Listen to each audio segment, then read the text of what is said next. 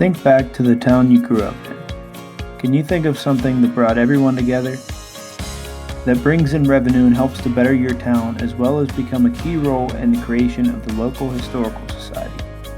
Most likely not, huh?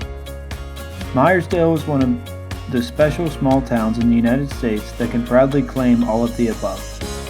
With two railroads that go through the town, the Western Maryland line is one of the railroads that still attracts people to this town.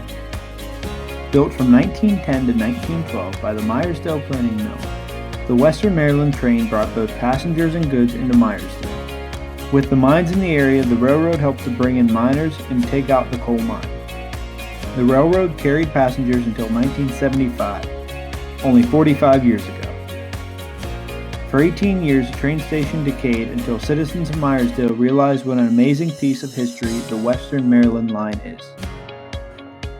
This group of people helped to not only restore the railroad and the station, but also helped to form the Meyersdale Historical Society.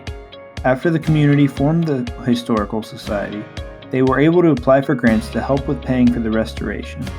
With efforts from the town and others across Somerset County, the railroad is in better shape than ever before.